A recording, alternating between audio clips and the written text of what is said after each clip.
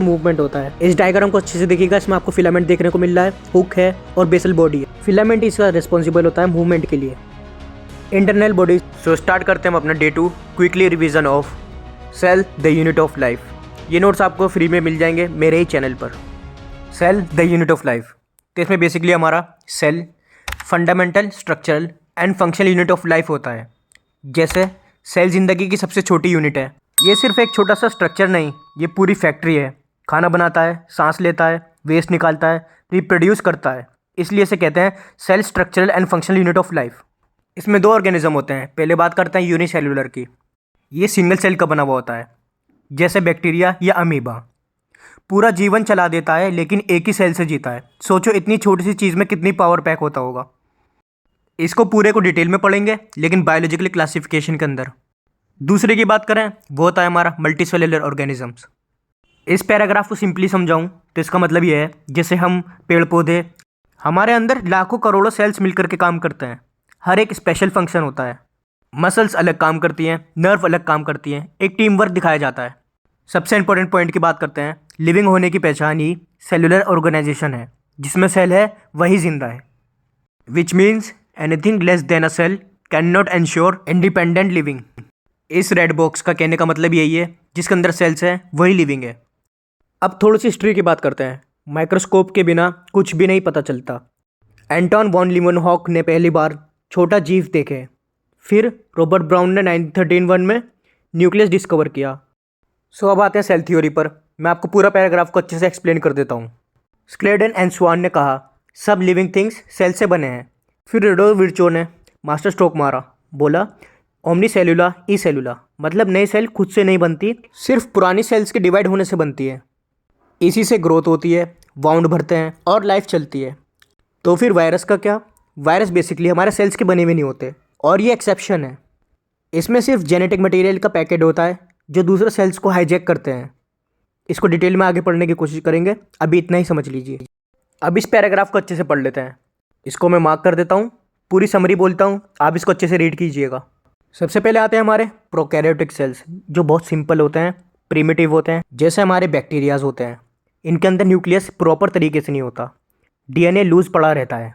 दूसरा आता है हमारे यूकैरियोट, जो कि एडवांस होते हैं, जैसे हमारे अंदर प्रॉपर न्यूक्लियस मिलेगा, मेम्ब्रेन बाउंड ऑर्गेनेल्स मिलेंगे, जैसे अलग अलग डिपार्टमेंट वाला फैक्ट्री हो।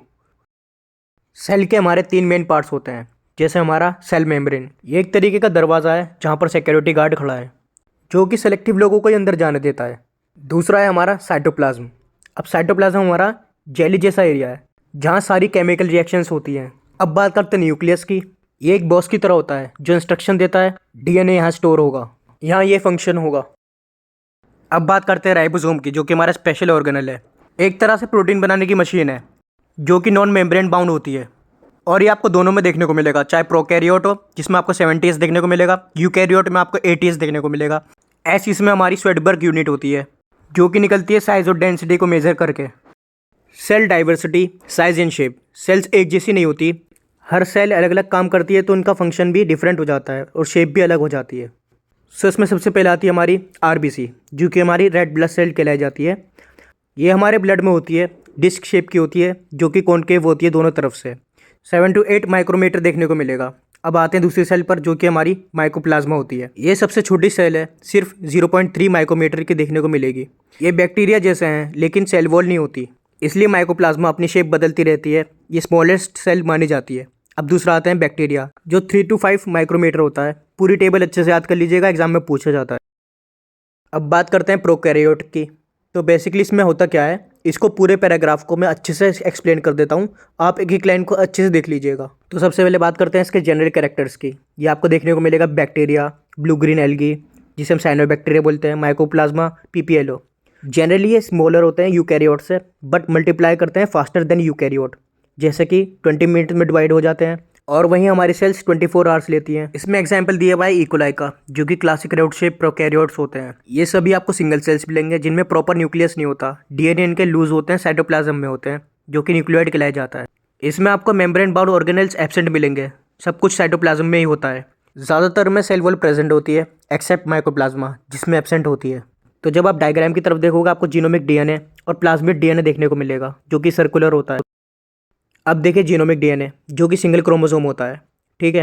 ये सर्कुलर डीएनए है जिसके अंदर आपको हिस्टोन प्रोटीन्स देखने को नहीं मिलेंगे। और वहीं प्लाज्मिड डीएनए की बात करें, ये हमारा एक्स्ट्रा स्मॉल सर्कुलर डीएनए है जो कैरी करता है स्पेशल जीन्स को, जैसे एंटीबायोटिक रेसिस्टेंट। इसलिए जेनेटिक इंजीनियरिंग में प्लाज्मिड को यूज़ होता है, इसी का वेक्टर बनाया जाता है। ये पूरा डिटेल में पढ़ेंगे अच्छे से 12th के बायोटेक वाले चैप्टर के अंदर। तो डायग्राम में बेसिकली आपको सेल वॉल, सेल मेम्ब्रेन और जो आपको फ्लैजिला दिख रहा है ये मूवमेंट के लिए हेल्प करता है। सो इन क्रिटिकल पॉइंट्स को भी अच्छे से देख लीजिएगा, ये एग्जाम में पूछे जाते हैं। अब प्रोकैरियोट की हम सेल एनवेलप की बात करते हैं, जिसमें आपको 3 लेयर देखने को मिलती है। टाइटली बॉन्ड 3 लेयर देखने को मिलेंगी, जिसमें हमारी सबसे पहले होगी ग्लाइकोकैलिक्स, जो कि हमारे आउटर मोस्ट देखने को मिलेगी। स्लाइम लेयर देखने को मिलेगी जिसमें आपको लूज शीट देखने को मिलेगा। और वहीं कैप्सूल में आपको थिक एंड टफ देखने को मिलेगी, जो कि प्रोटेक्शन करती है और डिहाइड्रेशन से बचाती है। मिडिल वाली आती है हमारी सेल वॉल, जो सेल को शेप एंड स्ट्रक्चर प्रोवाइड करती है। अब सबसे लास्ट वाली आती है हमारी प्लाज्मा मेम्ब्रेन, जो सबसे अंदर होती है, जो कि सेलेक्टिवली परमेएबल दिखेगी। अब आते हैं हम नेक्स्ट पॉइंट पर, जो कि हमारा gram positive versus gram negative bacteria. Gram positive bacteria वो होते हैं जो क्रिस्टल वायलेट को रिटेन कर लेते हैं, और वहीं जो रिटेन नहीं कर पाते वो होते हैं हमारे ग्राम नेगेटिव बैक्टीरिया। ये हमारा क्रिश्चियन ग्राम ने दिया था, इसका बस यही पॉइंट याद रखिएगा। Prokaryotic internals and surface structure. Prokaryotic cells symbols होते हैं, नो प्रॉपर न्यूक्लियस, बट बहुत स्मार्ट स्ट्रक्चर होते हैं सर्वाइवल के लिए। तो सबसे पहले बात करते हैं मीजोसोम की। मीजोसोम मेम्ब्रेन का एक्सटेंशन होता है, ये प्लाज्मा मेम्ब्रेन से फॉर्म होता है। इसका फंक्शन होता है cell formation, DNA replication, distribution, respiration and secretion. इसमें आपको क्रोमोसोम सिंगल सर्कुलर डीएनए देखने को मिलेगा, न्यूक्लियोइड में होता है, जिसके अंदर मेम्ब्रेन देखने को नहीं मिलेगी। अब बात करते हैं वेसिकल्स की। तो वेसिकल्स बेसिकली आपको, और वहीं क्रोमेटोफोर्स की बात करें तो ये भी मेम्ब्रेन्स का एक्सटेंशन है, जिसमें पिगमेंट्स देखने को मिलेंगे, और इसका काम होता है फोटोसिंथेसिस। और ये इसकी 3 शेप है, वेसिकल्स, ट्यूब्यूल्स एंड लेमिली। इसका एग्जाम्पल है हमारा साइनोबैक्टीरिया। अब मोटिलिटी की बात करें तो फ्लैजिला देखने को मिलेगा, जो कि थिन फिलामेंटस एक्सटेंशन होता है। इसमें रोटेशन होती है, उसी से मूवमेंट होता है। इस डायग्राम को अच्छे से देखिएगा, इसमें आपको फिलामेंट देखने को मिल रहा है, हुक है और बेसल बॉडी है। फिलामेंट इसका रिस्पॉन्सिबल होता है मूवमेंट के लिए। इंटरनल बॉडीज का पैराग्राफ को अच्छे से एक्सप्लेन कर देता हूँ। इसमें राइबोसोम आपको देखने को मिलेगा, जो कि 70S का देखने को मिलेगा। ये बना होता है 50S + 30S से। इसी से प्रोटीन का सिंथेसिस होता है, मगर इसके अंदर मेम्ब्रेन नहीं होती। अब बात करते हैं सेकंड की, जो कि हमारा इंक्लूजन बॉडी। इंक्लूजन बॉडी एक तरीके का रिजर्व मटेरियल है, इसके अंदर स्टोरेज होता है, जैसे कि फैट्स वगैरह का। तो इसका एग्जाम्पल आता है हमारे फॉस्फेट ग्रेन्यूल्स और cyanophycean granules. Gas vacuole buoyancy provide करता है।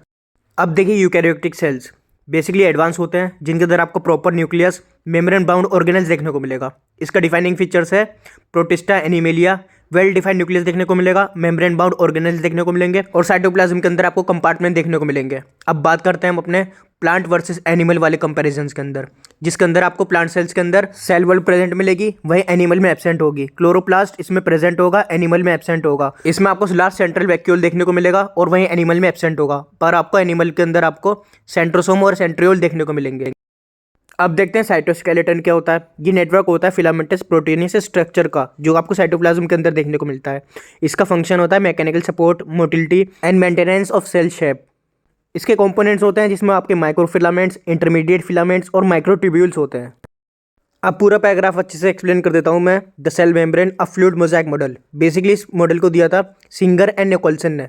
इस पूरे पैराग्राफ को अच्छे से देख लीजिएगा, एक एक डायग्राम इंपॉर्टेंट है, मैं सब कुछ एक्सप्लेन कर देता हूँ। तो पहले कॉम्पोजिशन की बात करें, जैसे कि लिपिड्स। लिपिड्स आपको बेसिकली फोस्फोलिपिड देखने को मिलेंगे। ये फोस्फोलिपिड कंप्लीटली एम्बेब्ड होते हैं, मतलब ये धसे हुए होते हैं। एंड कुछ पेरिफेरी पर देखने को मिलेंगे, जो कि सरफेस पर देखने को मिलेंगे। प्रोटीन की बात करें, जैसे कि हमारे इंटीग्रल प्रोटीन होते हैं, ये 70% धसे हुए होते हैं, और वहीं पेरिफेरल प्रोटीन 30% धसे हुए होते हैं। अब बात करते हैं कार्बोहाइड्रेट्स की। ग्लाइकोलिपिड्स और ग्लाइकोप्रोटीन देखने को मिलते हैं, जो कि आउटर सरफेस पर होते हैं, और ये हाइड्रोफिलिक इन नेचर होते हैं। अब देखिए इसकी की प्रॉपर्टीज क्या होती है। इसमें इसकी फ्लूइडिटी की बात कर रहे हैं, जिसका नेचर होता है क्वासी फ्लूइड इन नेचर, ठीक है। और प्रोटीन एंड लिपिड्स इसमें लेटरल मूवमेंट करते हैं। अब इसकी फ्लूइडिटी में फंक्शन बेसिकली सेल ग्रोथ होती है, फॉर्मेशन ऑफ इंटरसेलुलर जंक्शन होता है, सिक्रीशन होता है, एंडोसाइटोसिस होती है, और सेल डिवीजन होता है। वहीं दूसरी तरफ ट्रांसपोर्ट फंक्शंस की बात करें तो यह ट्रांसपोर्ट पैसिव होता है, जैसे कि डिफ्यूजन और ऑस्मोसिस। और अगर ये एक्टिव होता है तो सोडियम एंड पोटेशियम पंप लगता है। ये मेम्ब्रेन सेलेक्टिवली बैरियर होती है, मतलब सेल को प्रोटेक्ट करती है और एक्सचेंज को कंट्रोल करती है। The cell wall and middle lamella. अब इसको अच्छे से पढ़ लेते हैं। सबसे पहले सेल वॉल की बात करते हैं। पूरे पैराग्राफ की समरी बता देता हूँ, इसको अच्छे से देख लीजिएगा। प्लांट सेल में सेल वॉल होता है, जो एक्स्ट्रा प्रोटेक्शन देता है। रिजिड स्ट्रक्चर है जो सपोर्ट भी करता है और मैकेनिकल डैमेज से भी बचाता है। अब इसके फंक्शन की बात करें, ये शेप देता है, मैकेनिकल डैमेज, इन्फेक्शन से प्रोटेक्ट करता है, cell to cell interaction allow करता है। इसका कॉम्पोजिशन की बात करें, पॉलीसेक्राइड यानी सेलुलोज और हेमीसेलुलोज, पैक्टीन का प्रोटीन और छोटी अमाउंट में लिग्निन भी देखने को मिलेगा। वहीं एल्गी में आपको सेलुलोज की देखने को मिलेगी सेल वॉल, फंजाई में आपको काइटिन की देखने को मिलेगी। सेल वॉल की आपकी 2 लेयर देखने को मिलेंगी, एक प्राइमरी सेल वॉल देखने को मिलेगी और एक सेकेंडरी देखने को मिलेगी। प्राइमरी कैपेबल होती है ग्रोथ के लिए, मैच्योर कंडीशन में खत्म हो जाती है। अब बात करते हैं सेकेंडरी सेल वॉल की, ये इनर की साइड होती है और टुवर्ड्स मेम्ब्रेन होती है। तो अब बात करते हैं मिडिल लैमेला की। तो मिडिल लैमेला बेसिकली हमारी सीमेंट जैसी लेयर होती है जिसके बीच में आपको प्लाज्मोडेस्माटा दिखेगा जिसे हम गैप बोल देते हैं। इसकी मदद से एक सेल दूसरे सेल से अपनी चीज़ें एक्सचेंज कर सकती है। मिडिल लैमेला कैल्शियम पैक्टेट की बनी होती है। अब आगे बढ़ते हैं अपने इंपॉर्टेंट टॉपिक की तरफ, एंडोमेम्ब्रेन सिस्टम। इस पूरे टॉपिक को अच्छे से समझ लेते हैं। इसमें ऑर्गेनेल्स होते हैं जो की प्लेयर्स की तरह काम करते हैं, जैसे endoplasmic reticulum, Golgi complex, lysosome और वैक्यूल्स। ये एक दूसरे से कनेक्टेड होते हैं। किस तरीके से, आइए जानते हैं। तो बात करते हैं एंडोप्लाज्मिक रेटिकुलम की। इसमें सबसे पहले बात करते हैं रफ ईआर की, मतलब इसके अंदर राइबोसोम प्रेजेंट है तो इसे रफ ईआर बोल दिया गया। इसका काम होता है प्रोटीन बनाना जो कि एक्सपोर्ट होने वाले होते हैं। ये प्रोटीन सिंथेसिस करके उसे सिक्रीशन कर देता है। अब बात करते हैं स्मूथ ईआर की, जिसे एसईआर बोलते हैं। इसमें आपको राइबोसोम देखने को नहीं मिलेगा, ये मेजर साइट होती है लिपिड सिंथेसिस की, फॉर एग्जाम्पल स्टीरोइडल हार्मोन। अब बात करते हैं गोल्जी अपैरेटस की। तो गोल्जी अपैरेटस में जो रफ ईआर से मटेरियल आता है ये उसको रिसीव करता है और मॉडिफाइड कर देता है, जिसे हम ग्लाइकोसाइलेशन बोलते हैं। फिर ये पैक करता है वेसिकल्स में, देन ट्रांसफेस से निकाल देता है। अब या तो ये प्लाज्मा मेम्ब्रेन को भेज देता है या दूसरी तरफ लाइसोसोम का फॉर्मेशन कर लेता है। अब इसका फ्लो देख लेते हैं। तो फ्लो इसका इस तरीके से होता है, न्यूक्लियस होता है, न्यूक्लियस में आपको रफ एंडोप्लाज्मिक रेटिकुलम देखने को मिलेगा जहाँ पे प्रोटीन बनता है। अब ये प्रोटीन वेसिकल में कन्वर्ट हो जाता है और ये जाकर जुड़ जाता है गोल्जी अपैरेटस के सिस फेज में और ट्रांस से निकल करके या तो प्लाज्मा मेम्ब्रेन में जाएगा या लाइसोसोम बन जाएगा। अब आते हैं नेक्स्ट टॉपिक पर जो कि हमारा लाइसोसोम एंड वैक्यूल। तो इसको अच्छे से समझ लेते हैं। सबसे पहले लाइसोसोम की बात करते हैं। लाइसोसोम एक तरीके का सेल का वेस्ट मटेरियल का मैनेजमेंट संभालता है। ये गोल्जी से बना होता है जैसे आपने पीछे देखा, सिंगल मेम्ब्रेन का होता है और पैक्ड होता है विद 40 हाइड्रोलिटिक एंजाइम्स। इसका एसिडिक पीएच लगभग 5 के करीब होता है। इसके काम की बात करें, सिंपली डाइजेशन करता है, ये फॉरेन पार्टिकल्स को डिस्ट्रॉय कर देता है।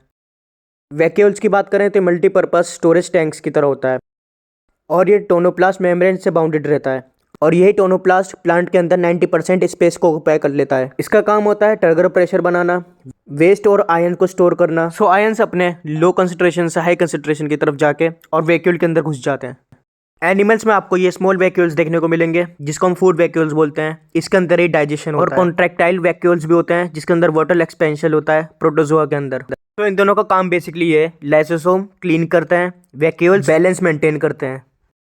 अब बात करते हैं माइटोकॉन्ड्रिया की। इसे पावर हाउस ऑफ सेल्स इसलिए बोलते हैं क्योंकि ये सेलुलर रेस्पिरेशन से एटीपी बनाता है। इसकी शेप की बात करें तो ये आपको सॉसेज शेप या सिलेंड्रिकल देखने को मिलेगा। डायमीटर इसका 0.2 से 1 माइक्रोमीटर होता है। लेंथ में ये 1 से 4.1 माइक्रोमीटर देखने को मिलता है। इसके स्ट्रक्चर बेसिकली डबल मेम्ब्रेन है। आउटर वाली मेम्ब्रेन आपको स्मूथ एंड कंटिन्यूस देखने को मिलेगी। इनर मेम्ब्रेन आपको फोल्डेड देखने को मिलेगी जो कि क्रिस्टे में टूट जाती है। ये फोल्ड सरफेस एरिया को बढ़ाते हैं फॉर मोर एटीपी प्रोडक्शन। इसके इनसाइड बात करें, मैट्रिक्स में सर्कुलर डीएनए, राइबोसोम और एंजाइम होते हैं। क्रिस्टे पे ऑक्सीसोम यानी F1 पार्टिकल्स होते हैं और यहीं एरोबिक रेस्पिरेशन होता है। ये जेनस ग्रीन होता है और डिवाइड होता है फिजन से। अब बात करते हैं प्लास्टिड कैप्चरिंग सोलर एनर्जी। ये सोलर एनर्जी को कैप्चर करते हैं या स्टोरेज करते हैं। ये पाए जाते हैं सिर्फ प्लांट सेल्स के अंदर एंड यूग्लिनोइड्स के अंदर। और ये प्लास्टिड्स आपको 3 टाइप्स में देखने को मिलेंगे। पहला होगा क्लोरोप्लास्ट, ये ग्रीन कलर के होते हैं क्योंकि इसके अंदर क्लोरोफिल एंड कैरोटिनॉइड्स होता है। दूसरे होते हैं क्रोमोप्लास्ट जो कि कलर्ड होते हैं और तीसरे होते हैं ल्यूकोप्लास्ट जो कि कलरलेस होते हैं। इनके कलर और पिगमेंट्स अच्छे से देख लीजिएगा, एग्जाम में पूछे जाते हैं। क्लोरोप्लास्ट के स्ट्रक्चर की बात करें तो आपको लेंथ शेप ओवल या स्फेरिकल देखने को मिलते हैं। इसकी लेंथ होती है हमारी 5 से 10 माइक्रोमीटर और विड्थ होती है 2 से 4 माइक्रोमीटर की। ये भी आपको डबल मेम्ब्रेन देखने को मिलता है। आउटर स्मूथ होती है, इनर लेस परमिएबल। जब आप डायग्राम में देखेंगे तो आपको इनसाइड में आपको स्ट्रोमा देखने को मिलेगा जिसे मैट्रिक्स कहते हैं और स्टेक थैलेकोइड देखने को मिलेंगे जिसे ग्रेना बोलते हैं। ग्रेना में क्लोरोफिल होता है फॉर लाइट रिएक्शन। अब इसका फंक्शन की बात करें, फोटोसिंथेसिस करते हैं जैसे कि क्लोरोप्लास्ट, स्टोरेज करते हैं जैसे ल्यूकोप्लास्ट, कलर अट्रैक्शन करते हैं जैसे क्रोमोप्लास्ट। हमारा छोटा सा पैराग्राफ बचा है, इसको अच्छे से नेक्स्ट चैप्टर के अंदर कर लेंगे क्योंकि यहाँ पर आपको कुछ समझ में नहीं आएगा। इस पैराग्राफ में न्यूक्लियस की डिस्कवरी का बताया गया है जो कि रॉबर्ट ब्राउन ने 1831 में की थी। जैसा कि आप डायग्राम को देख रहे हो, ये डबल मेम्ब्रेन होता है स्ट्रक्चर वाइज, तो न्यूक्लियर एनवेलप कहते हैं जिसको। इसके बीच में आपको पोर्स देखने को मिलेंगे जिसमें आरएनए और प्रोटीन पास करते हैं। अंदर की तरफ आपको न्यूक्लियोप्लाज्म देखने को मिलेगा जो कि जेली लाइक होता है, और न्यूक्लियस आपका राइबोसोमल आरएनए और प्रोटीन बनाता है। और आपको क्रोमेटिन देखने को मिल रहा होगा जो कि थ्रेड लाइक होता है, made up of DNA plus histone protein इसके अंदर होता है। नेक्स्ट चैप्टर के अंदर डिटेल में इसकी बात करेंगे।